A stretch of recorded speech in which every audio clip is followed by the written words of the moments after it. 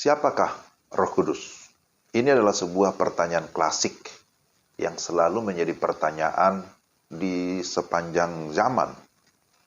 Nah, saudara-saudara, menurut saudara siapakah Roh Kudus? Ada mungkin banyak yang akan memberikan komentar, tapi saya akan memberikan jawaban bahwa Roh Kudus adalah pribadi ketiga dari Allah Trinitas atau Allah Tritunggal. Dengan kata lain bahwa Roh Kudus adalah Allah sendiri. Kalau di dalam Yohanes 15 ayat 26 disebutkan di sana bahwa Roh Kudus yang adalah roh kebenaran keluar dari Bapa.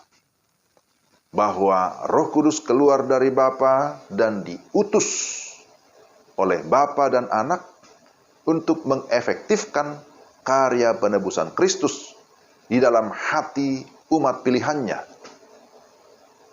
Nah, mungkin ada pertanyaan, apa makna bahwa Roh Kudus keluar dari Bapa di dalam Yohanes 15 ayat 26? Pertama, bahwa frasa keluar dari Bapa menunjukkan bahwa Roh Kudus itu tidak dicipta, melainkan dia pencipta.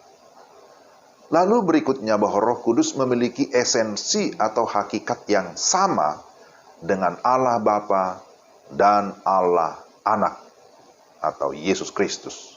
Dan berikutnya menunjukkan adanya hubungan yang khusus dan unik antara Roh Kudus dan Bapa. Lalu istilah atau ungkapan keluar dari Bapa menyatakan perbedaan dengan istilah dilahirkan dari. Jadi, saudara-saudara, kita bisa menemukan banyak bukti di dalam Alkitab yang menyatakan bahwa Roh Kudus adalah Allah. Alkitab memberikan beberapa bukti yang bisa secara gamblang kita pahami. Pertama, bahwa Dia adalah pencipta. Kalau kita membaca Kejadian pasal 1 ayat yang kedua, maka di sana ditegaskan kehadiran Roh Allah di dalam penciptaan. Dengan sebuah ungkapan atau frasa, Roh Allah melayang-layang di atas permukaan air. Lalu yang kedua, Allah penebus. Bahwa Roh Kudus menggerakkan.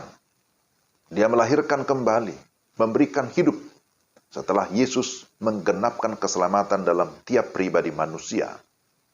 Di dalam Yohanes 3 ayat 3-5, kita menemukan di sana peran Roh Kudus di dalam melahirkan kembali orang yang percaya.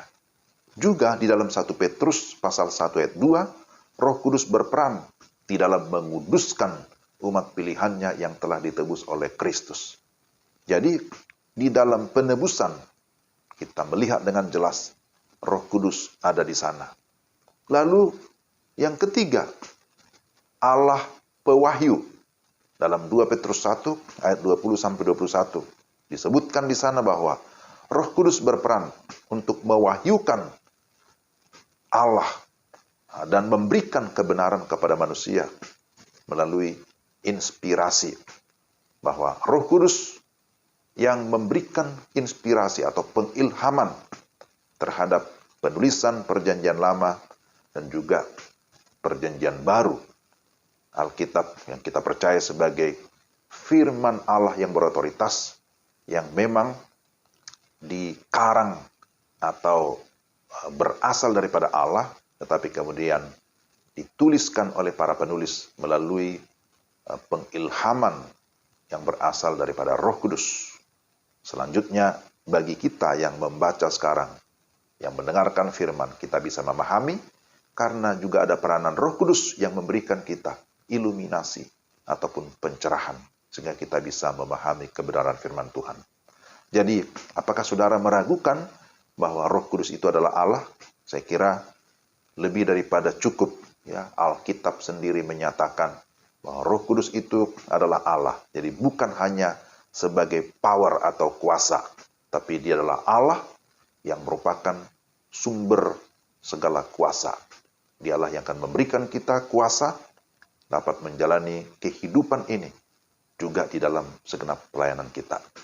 Tuhan memberkati. Salam.